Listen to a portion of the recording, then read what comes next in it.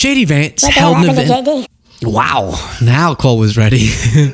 Held an event and got confronted by a reporter, and he did his darndest to save Trump, to help Trump, because obviously Trump is really bad at defending himself. You would think JD, he's a little bit more intellectual, right? And he could think of a better defense on the Epstein stuff and on Trump's terrible bill, but he failed. He failed miserably. Let's watch. I guess I'm going to be that person. There are some protesters outside accusing the GOP of protecting pedophiles, and we're wondering what you think are the reasons the U.S. government should shield the client list of Epstein from the public, and what you have to say about any relevance to that here today. Well, let me say just a couple of things. First of all, the president has been very clear. We're not shielding anything. The president has directed the attorney general to release all credible information, and frankly, to go and find additional credible information related to the Jeffrey Epstein case. He's been incredibly transparent about that stuff, but some of that stuff takes time. You've got to assemble that stuff. You've got to compile that stuff. You've got to redact some victims' names so that you protect the victims. But the president has been very clear. He wants full transparency. He's asked that from the attorney general, and I know, because I talk to her all the time, the attorney general is hard at work on that issue right now. But I think I got to make an observation that there's an interesting thing about this case that the American media seems to totally ignore. For 4 years, under Joe Biden's Department of Justice, the media didn't give a damn about the Epstein files or about the Epstein case. For literally 20 years, the story about this scum... Okay, we heard that point already. I've made that point already. But as Josiah brilliantly put it in our collab, it was y'all's promise. You were the one sitting with Theo Vaughn and posting on social media saying, we're going to get to the bottom of it. You all were saying there was more to the story than we knew. You all were saying that people were being covered for. So that now it's on you. We can hold you to your standard. So it's a weak, flaccid argument. Then continuing on that, he said this. If you want to criticize the people who aren't showing full transparency, you ought to go after the administrations that went easy on Jeffrey Epstein, the administrations that concealed this case for 20 years, and the administrations that failed to show... Wait. How does that even make any sense? How do we go after administrations that aren't there no more? How do we go after, like, Biden... Release the Epstein files, Biden. Release the Epstein. What the hell? He's just confused. I don't know. And also, we should talk about the people who covered for it, like Alex Acosta, who made that sweetheart deal, who then Trump put in his administration, or Pam Bondi, who was the Attorney General of Florida while Epstein was getting away with these things, and then Trump put her in his administration. Or should we talk about the people that Trump wanted in his administration before he picked Pam Bondi, like Matt Gaetz? You think Matt Gaetz would be a better option? Okay, we can talk about those things, but it doesn't exactly help your argument, sir, Mr. Vance. All right, then on a different topic, you have JD being asked about the devastation that's going to come of what was described as the big, beautiful bill. And a devastating bill, in reality, that rips away benefits from people and shovels more wealth to the wealthiest. And again, you have to think about someone like Vance, probably knows that in his heart of hearts, but has to figure out a way to articulate this in a confident tone of voice. And so this is the best that he could gurgitate. Is gurgitate a word? Because regurgitate is like regurgitating, or is it regurgitating? What? We're about to get so many emails. It's going to be so brutal. How could you not know? The word gurgitate is a misspelling. The intended word is likely, can't even see that. Gurgitate. Okay. Oh, so you misspelled it. That's okay. Gurgitate. That's all right. It wasn't me. It was Jade. Gurgitate can mean to surge or rise and fall like water, or to eat with gusto. Well, I eat with hella gusto. Seriously, I gurgitate hard while I eat, especially in a competitive way.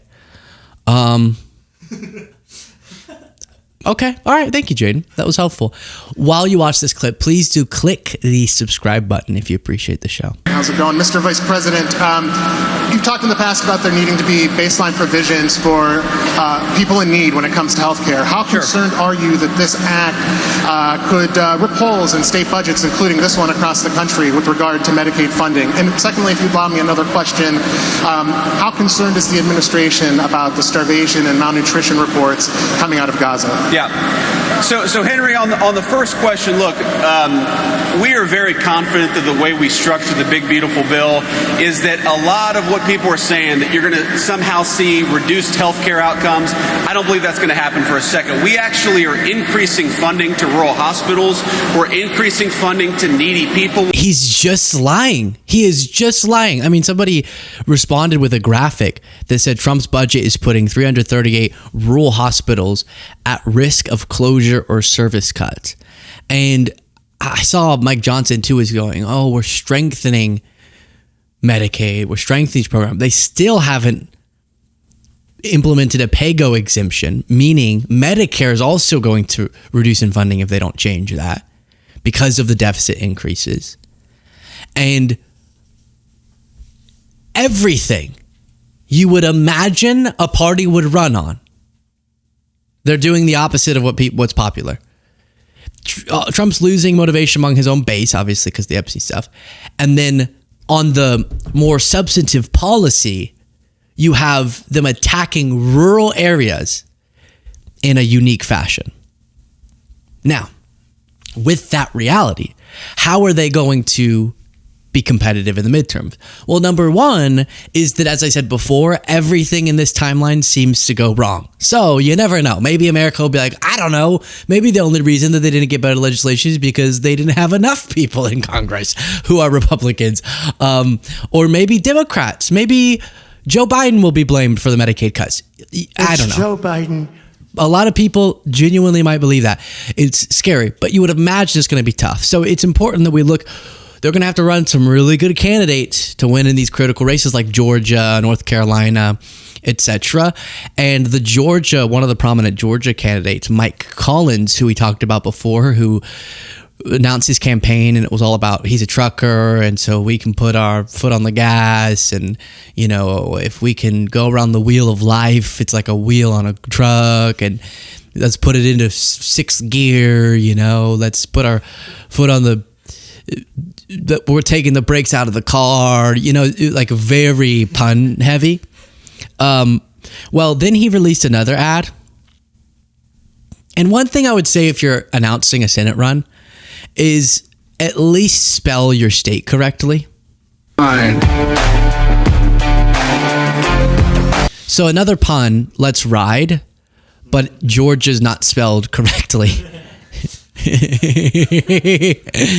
So Mike Collins, and to learn a little bit more about Mike Collins, in case you're considering supporting him, here's some past ads we've seen from him. Must go. He is a clear and present danger to the nation that we all love. I'm going to Washington to stop the Pelosi agenda, and you're not going to silence me. And it's time to fight back. And if you think I'm just going to fight the Democrats, think again. Because in the swamp, it's rhino season too. Especially a limited federal government.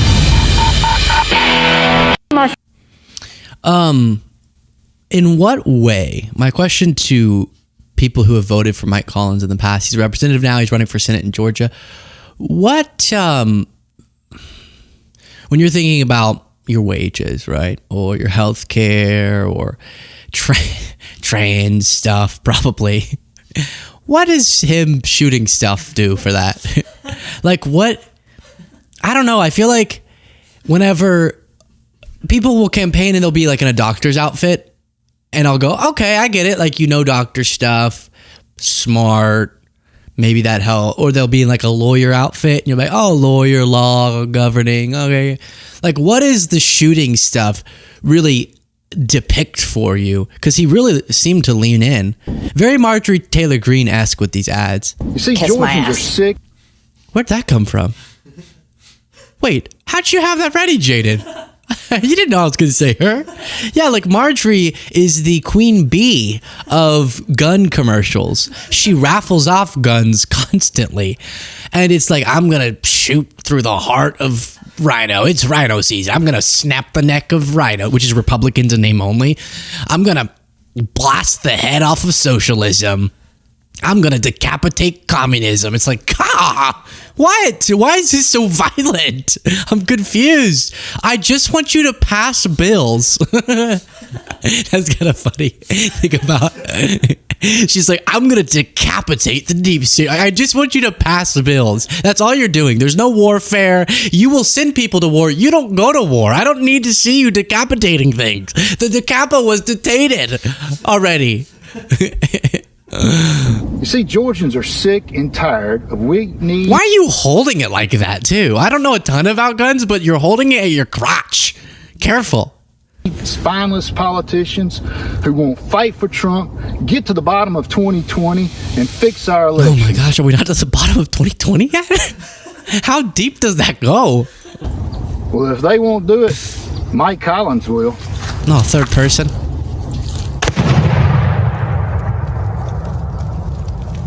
Send me to Washington. What with what policies? This is iconic. It's iconic. Also, was there a cut here? Well, if they won't do it, Mike Collins will. Yeah, there was a little edit. Okay, all right, Mike. Mike Collins will. Do you need a political commentator who speaks truth but's a little wacky? Luke Beasley will.